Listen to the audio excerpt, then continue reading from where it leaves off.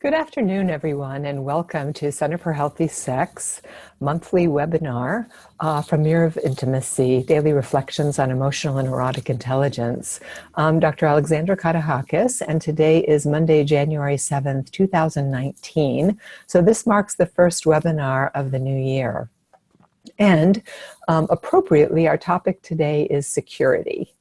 So I want to remind those of you who have been on the webinar before to type in any questions you have into the text box, which I'll see, and I'll answer those questions as best I can. And for those of you who are new to the webinar, you can do the same.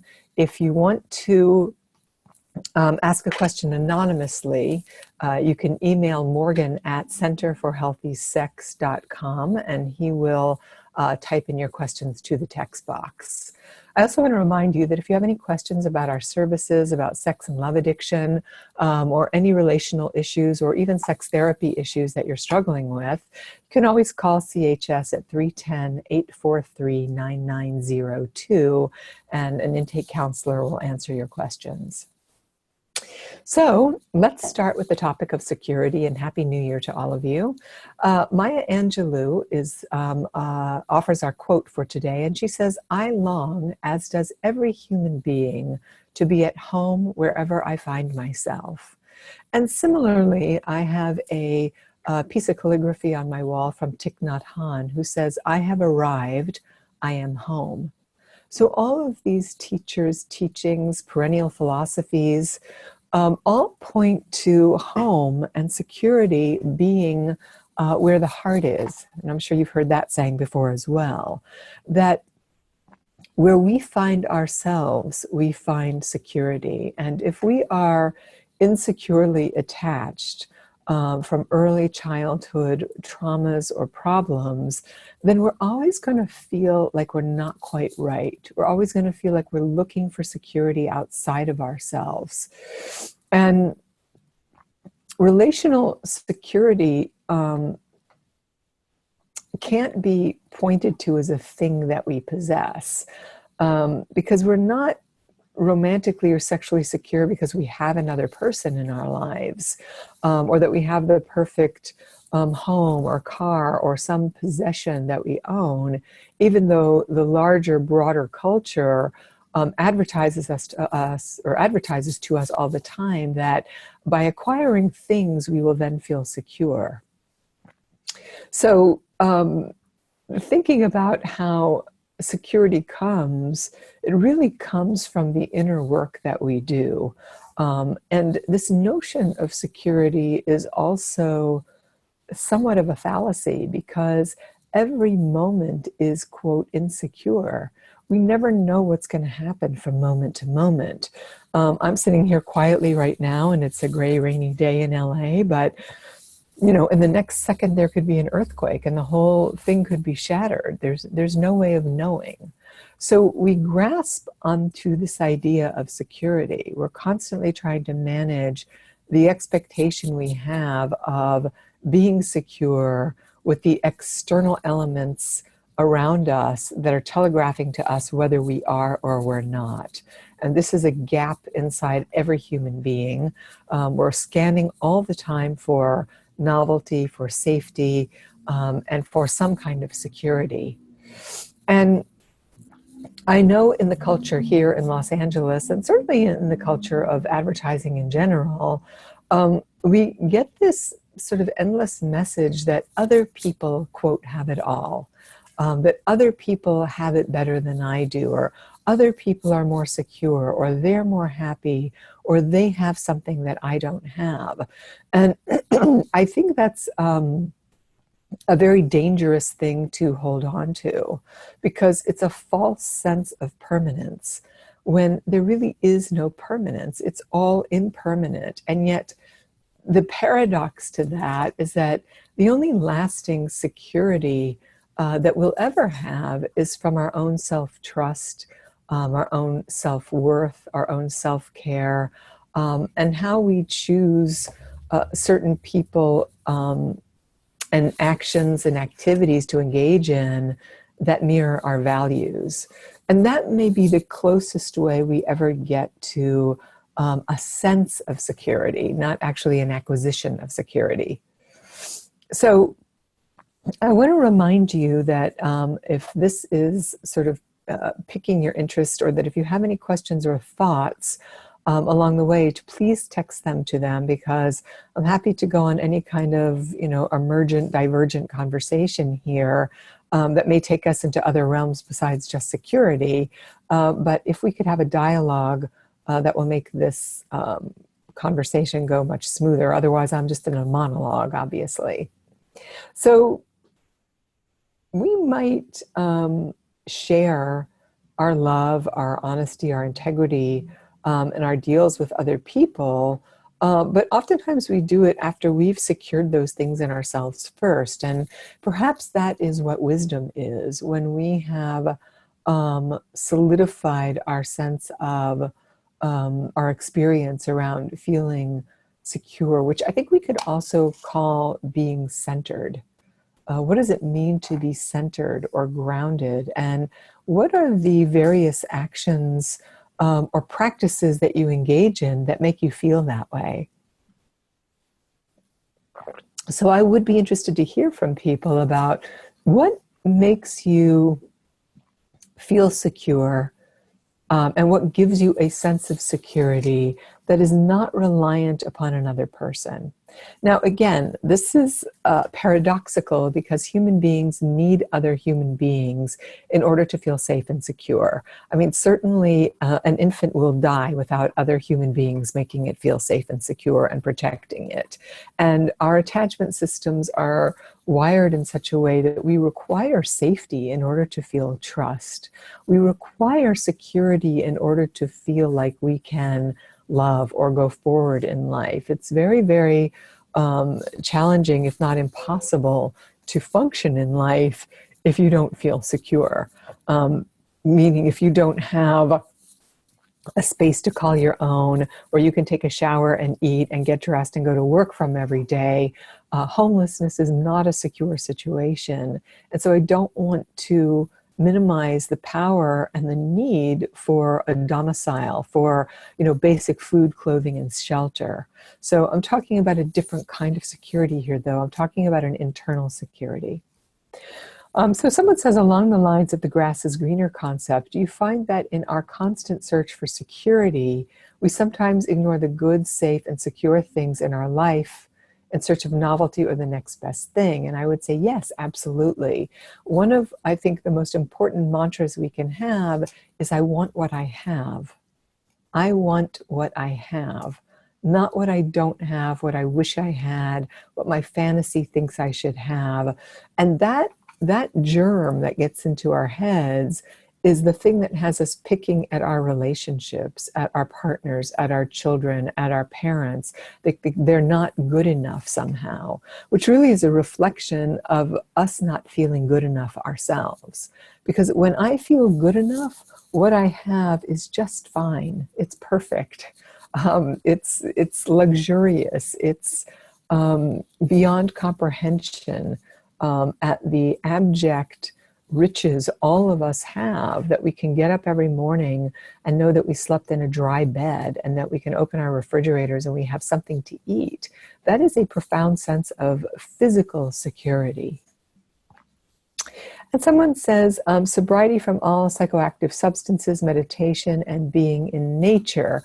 Oh, so Maria is saying that the things that she practices every day that help her feel secure are being sober, meditating, and being in nature. And I would say that, yes, nature is one of the most sobering and secure places we can be, because it reflects back to us our own true nature, our own vastness, our own power, our own beauty, strength, wisdom, courage. And it's incredibly grounding to be in nature. And so, let's see here. How do you feel secure in your body with disorganized attachment? Well, that is one of the most incredibly difficult things for people who have disorganized attachment, because disorganized attachment, by definition, means a lack of cohesive self, a fragmented self that is no fault of the person who has it, but is the product of not being securely attuned to in infancy. And so people that are disorganized know that their self feels off or not right. They don't like the way that they feel internally. And so what's required there is a tremendous amount of commitment to a lifetime of working on repairing that sense of self. And that repair comes in relationship to another person or persons. If one can really get a relationship with a good therapist over time, and that therapist has to be a good enough therapist, there will be ruptures and there will be repairs. There will be upsets and there will be conversations. But it's that process of rupture and repair and staying in the relationship with that therapist that starts to shift the structures and even functions of the brain and nervous system that make the person feel disorganized. That therapist can help you feel organized again, sometimes for the first time in your life. And so moving from disorganization to insecurity is a great victory for someone who has insecure attachment.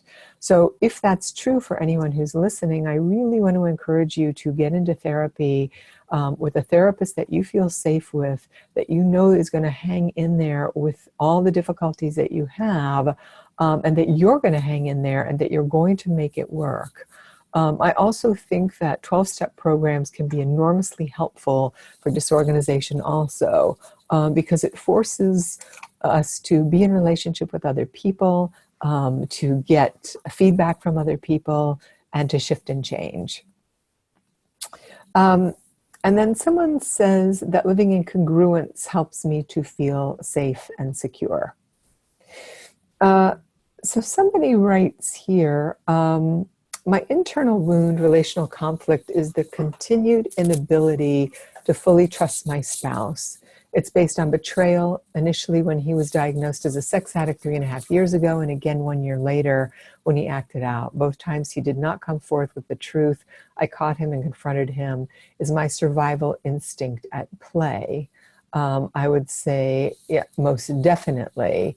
At times I still catch myself scanning my environment for danger, perhaps believing that if I knew catch my spouse acting out, I would be able to protect myself from the pain, shock, or disbelief like before, even though intellectually I know this will never be the same based on clarity of mind. Maybe I'm unable to relinquish control, wanting the truth to be exposed on my terms, thinking I will be in better control of my actions versus reeling in the pain or shock of disbelief. I practice self-care and surround myself with people, actions that fit my values.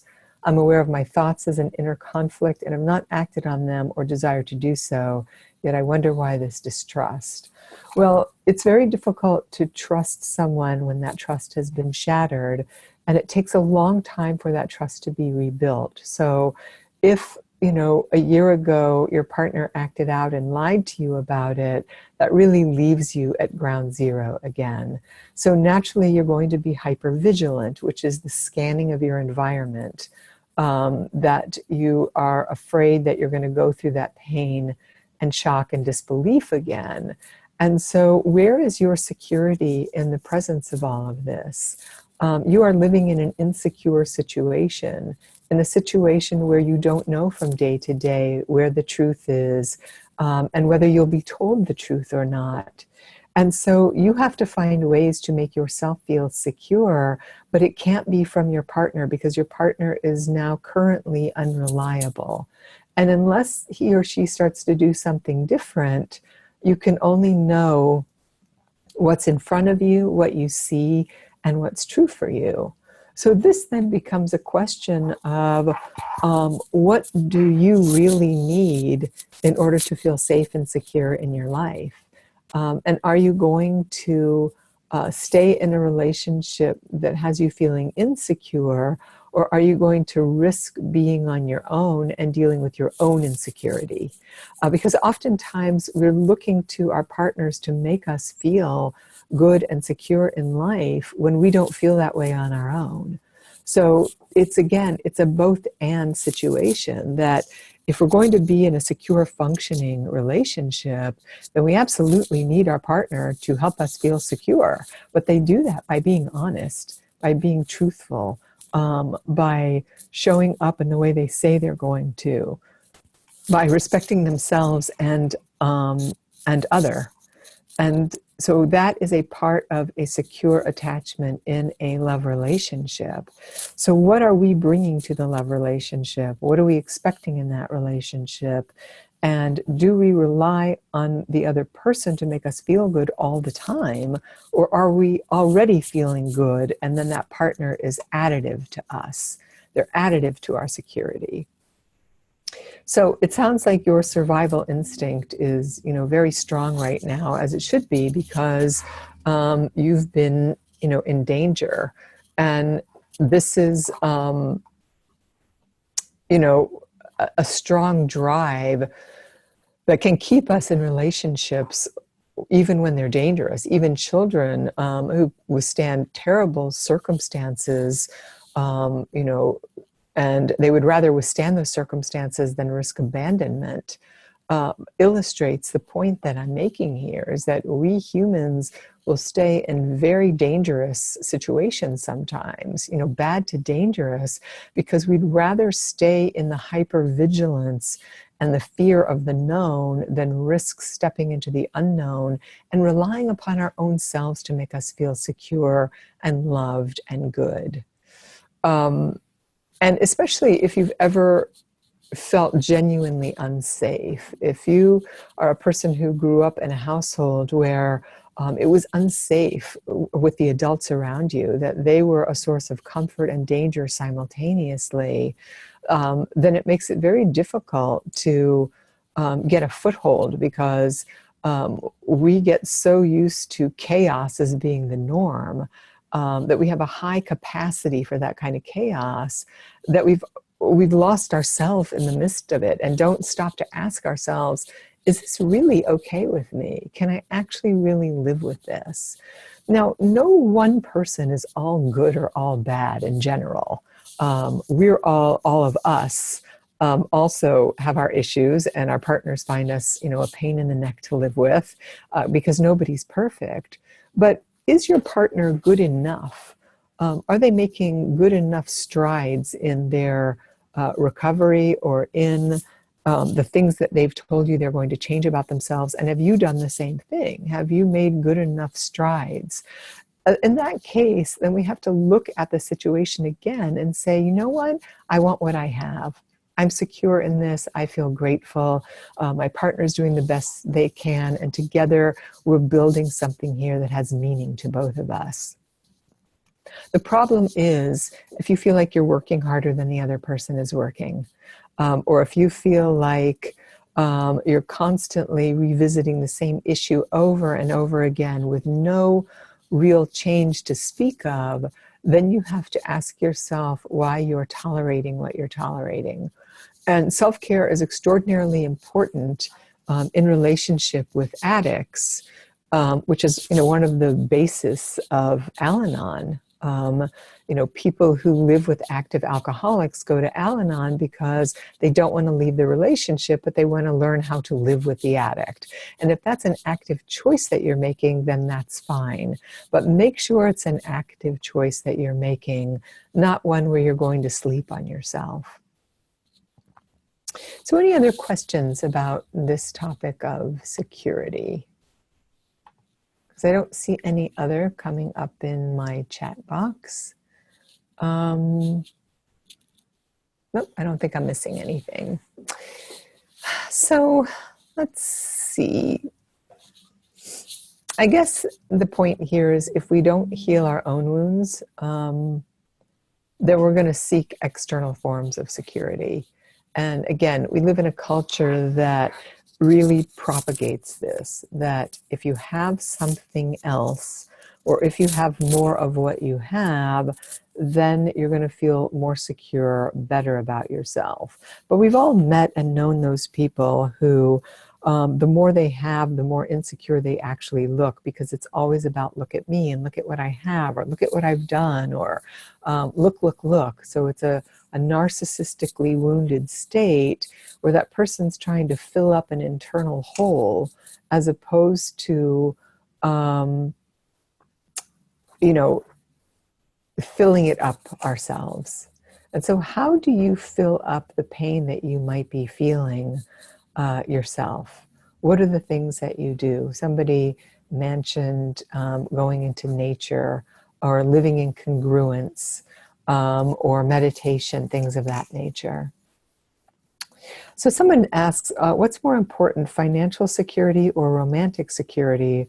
Or perhaps by looking at my relationship to security the way that I am is exactly the problem. Well, excuse me, there's a lot in that I don't know the answers to, but the question is, what's more important to you? Financial security or romantic security? If you're in a relationship with somebody for financial security, then you're using them for a particular reason. And if you're honest with yourself about that, then you are in an arranged marriage, and that's okay with you, then so be it. But are you talking about financial security that you've created your own financial security for yourself, which is a different matter altogether? And romantic security meaning what? That you are in love with the person, or you love them and you know that they love you too?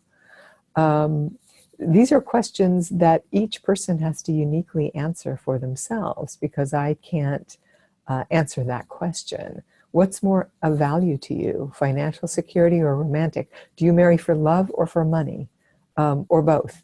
And when you're in the relationship, will you be sad that you married a rich person that you didn't love, or you married a poor person but you don't have money?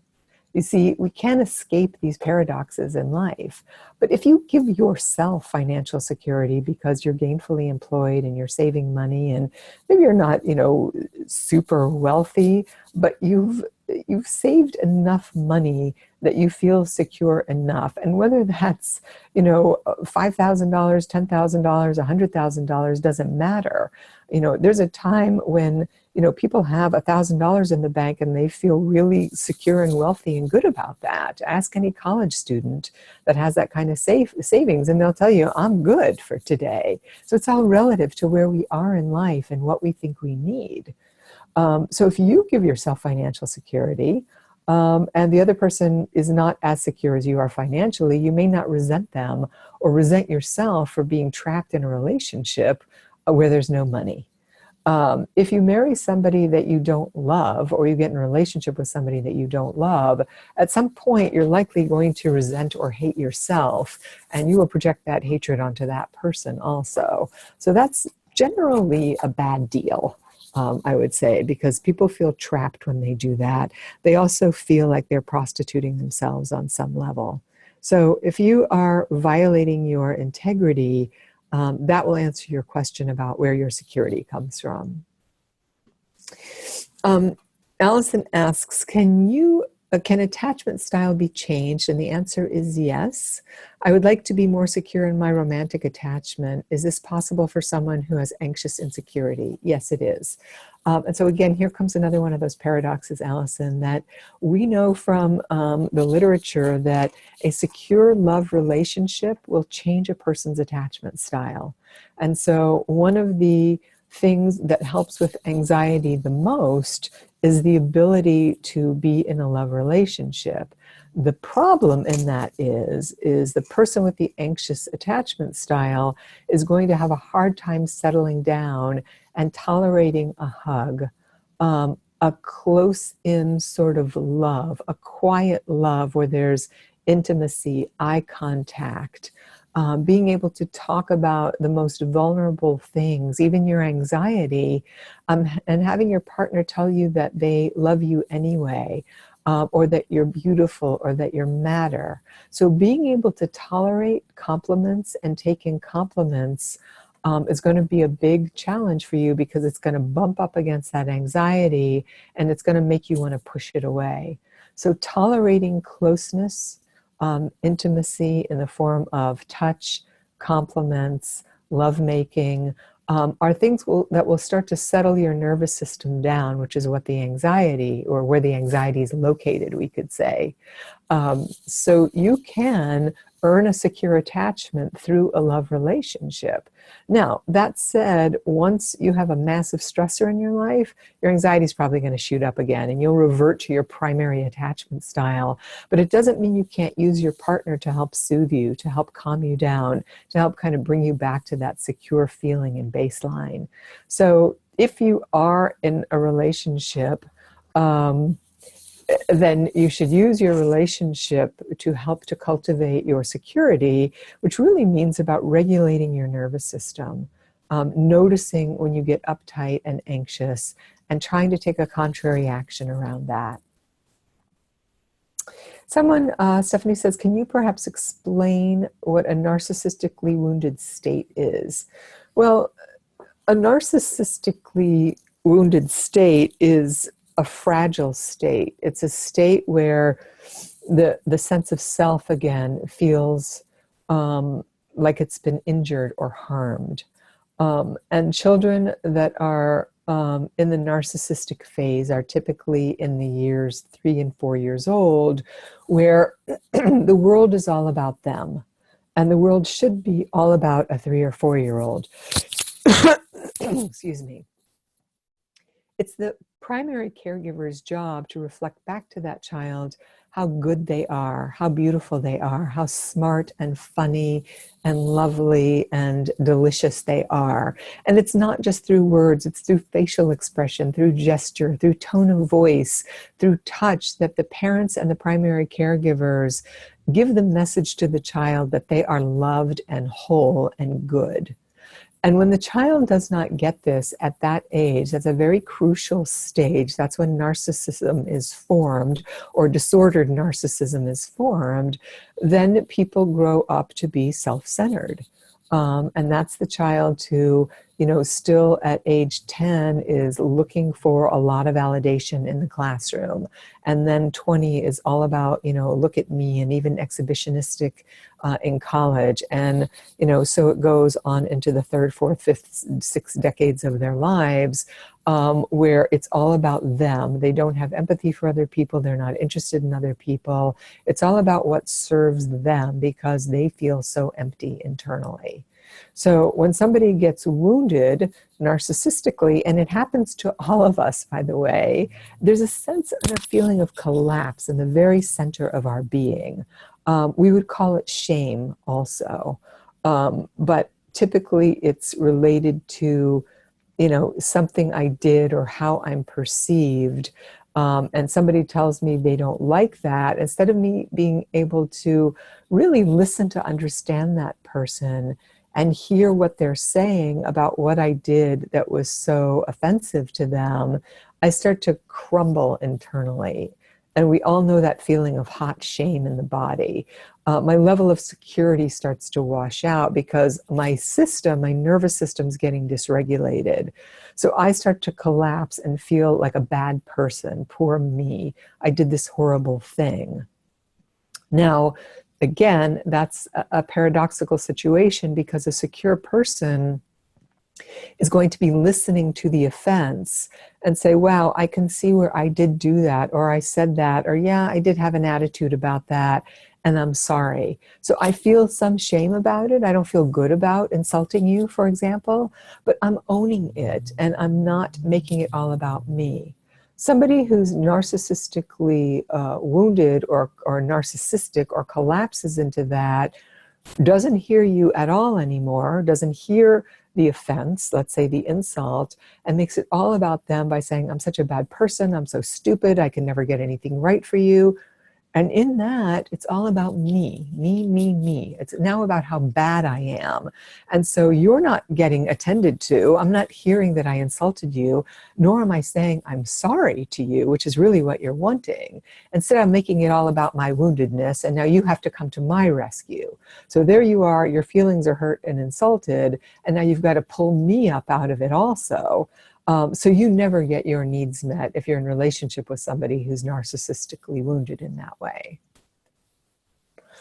Someone says, I'm a single mother of a 9-year-old boy. He has no contact with the stepfather who raised him most of his life. I'm concerned about how the abrupt ending of the relationship has impacted his feeling of security with parental figures. As I begin dating again, when and how would you recommend introducing my son to a new man? Well, I recommend that you go very, very slowly and carefully. Hopefully, you've talked to him about the disappearance of his stepfather, and he's had a place to express those feelings, because children have a tendency to make that kind of abandonment about themselves. You know, like, I must not be lovable if my stepfather just abandoned me and doesn't talk to me anymore. So I don't know what your situation is, but the first most important feature to this is giving him a place to talk about what it felt like to be left and how it leaves him feeling about himself. So he might need, a short interval of therapy with somebody who can help him put into words and mend this abandonment, which is really sad. I'm really sorry to hear that your ex-husband didn't make a concerted effort to stay in relationship with him. So that's going to leave your boy very, very challenged. And so I would suggest that you not introduce him to any men whatsoever until you're really sure about the man that you're seeing, and wanting that person to be a part of your relationship with your child. Now, that doesn't mean that your child can't meet male friends. If you date somebody here and there and he just, understands that, this is a friend, it's someone you're going to dinner with, or that you go out to lunch with, or something like that. But you want to be very careful about not switching relationships on him, because that's going to impact him greatly over time. So I'm glad you're asking that question, because at 9, he's very tender, especially as he starts to face, adolescence and entering adolescence, and needing a male figure that's going to help steward him into his manhood. So I hope you have a male figure in your life, a brother, a father, a close male friend that can be there as a good role model for him. So any other questions or thoughts about security? Because what we hear here is that we really don't want to cast other people in the roles of rescuing ourselves. That we really want to be the ones who create our own intimacy with our own self. This is a follow-up question. Someone says, I guess that I've always felt that I couldn't have romantic security until I had financial security. Do you think that it's possible that in my pursuit for financial stability, I've passed up partners that may have been the one to provide the romantic stability I've put off seeking? The answer is yes. And ironically, being in a love relationship may have you becoming more financially secure, because you have somebody solid there, that you have a securely functioning relationship that may inspire you to be more creative, to be more inventive, that ultimately has you making more money as a result of that. So just, hunkering down and mining for financial security and putting off a love relationship can be detrimental over time, because we're very, very gregarious creatures. We need one another in order to function optimally. And I don't know if this writer is male or female, but increasingly we see this with females feeling like they have to be financially secure before they can get into a relationship. And, if we all waited for the perfect moment, we would never, get married, get pregnant, buy a house. We would never do anything because it wasn't the right time. So there's never a good time to fall in love. There's never a good time to move, have a child, get a graduate degree. It's all a pain in the neck. So don't delay your life waiting for some magical thing to happen. It's essential that you're constantly looking at the paradox of the both and that you can be faithful to yourself and faithful to another. You can be faithful to your directive of a career and making money, but also being faithful to loving someone else. Can you share some effective strategies for the anxiously attached to calm their nervous system and how to communicate with a new partner about these needs? Well, one strategy for calming your nervous system is a meditation practice. And while that is auto-regulatory, it's not co-regulatory, it's with another person, it really starts to entrain parts of the brain and the nervous system to be at a more regulated level so that you're more in a band of regulation than in spiking into these anxious states. So an effective meditation practice, that means a daily mindfulness practice, will help enormously. And depending on where you live will depend on the resources around you. But I know in LA we've got lots of resources for learning mindfulness practices. And then when you meet a new partner or when you're dating, I think it's one of the things that you have to tell somebody, not on the first date, because that's always mostly off-putting for everybody if they learn your whole story on the first date, whether you're in recovery or you're anxious or you have a kooky stepmother. You don't want to say that on date one. But as you're dating people and you get to know them, I think it's important along the way, as you're into the third, fourth, fifth date, that you start to talk about your nervousness. And I think nervousness is a more socially acceptable word than anxiousness, and they're very similar. But to say, I was really nervous about this date because I'm excited, and I'm also scared. And that's a very vulnerable and intimate and uncool thing to say, but it's intimate and it's true and it's honest. And if that person can't handle your honesty, then you probably don't want to be with them anyway. And there can be something very endearing and beautiful and, dare I say, sexy about somebody who's that vulnerable on early dates. And so when that person, wants to kiss or and you need to slow it down, you might have to say, because I'm so nervous, I kind of need to take this a little bit slowly. Is that okay with you? And I don't know who's going to say no to that.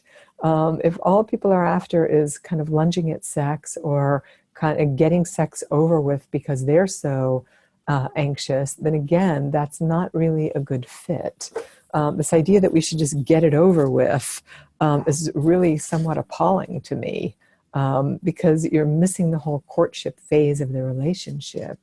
So see if you can slow down the process. And anxiety would have us lunging at the process and getting it over with. But slowing things down allows us a moment-to-moment experience of who the person opposite you really is. And are you paying attention to that person? Are you listening to that person to understand them? And to hear about whether that's what you're looking for in a relationship? Or are you just formulating your next retort or managing your anxiety the whole time?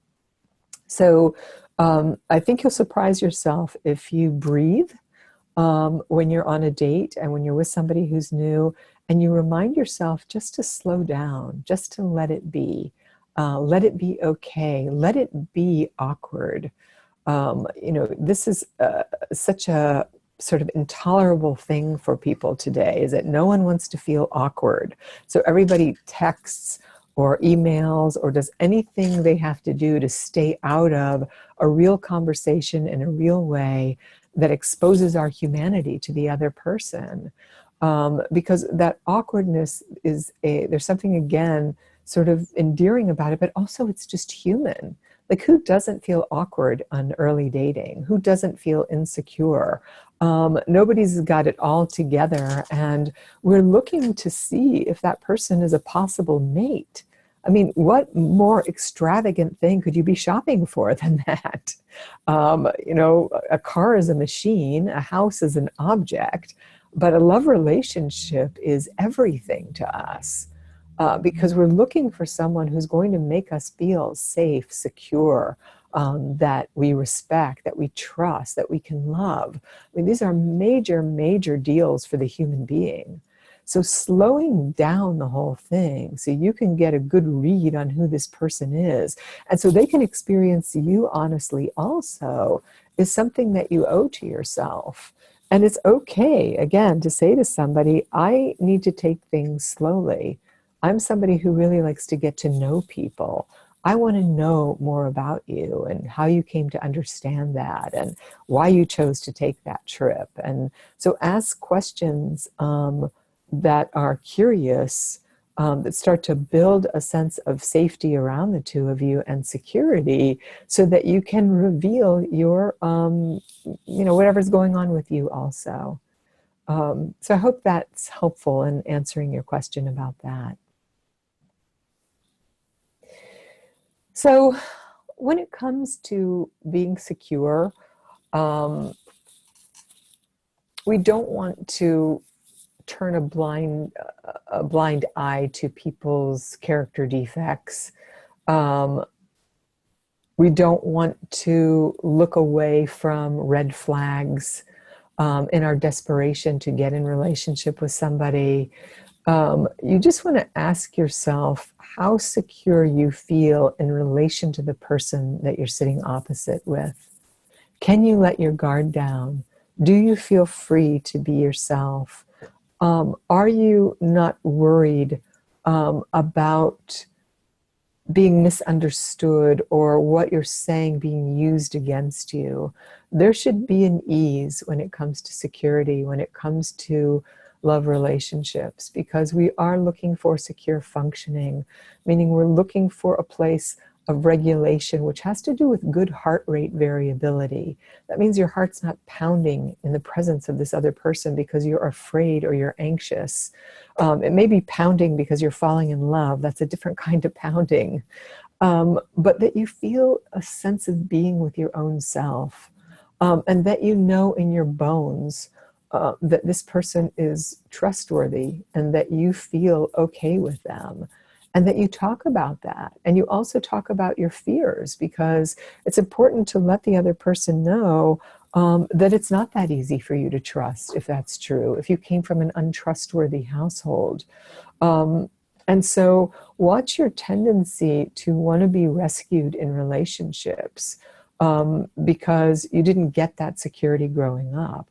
And are you providing security to the person that you're sitting opposite? Are you making it a safe place to have an intimate conversation without being judgmental or making sarcastic jokes and things of that nature out of your own nervousness? And so see if you can take the time today to ask yourself, who do I hold hostage around needing to feel safe? And can I let that person go just for today and not require them for my safety? And that's different than knowing that if there was a disaster, that the person that you love the most would come find you. That is an essential knowing for both of you, that you would go find each other. That's a form of real security and safety. But I'm talking about something that has to do more with the personal. If you're not requiring somebody to manage you, to manage your sense of security, what would happen to you? Can you make yourself feel secure today? And what are the gifts that you have that you've uncovered in yourself? What do you know about what's true for you that sees you through difficult times? That is an important gift that you have. And we humans have unbelievable powers that we don't cultivate and that we shortchange ourselves on. So think about what you have that serves you in the face of adversity and fear, that keeps you stable and secure, and how do you offer that to other people? So see if you can face your fears today and lovingly and with self-compassion confront the blocks that are in your way that has you staying in relationships that aren't good for you, but because they provide you with false security, you stay.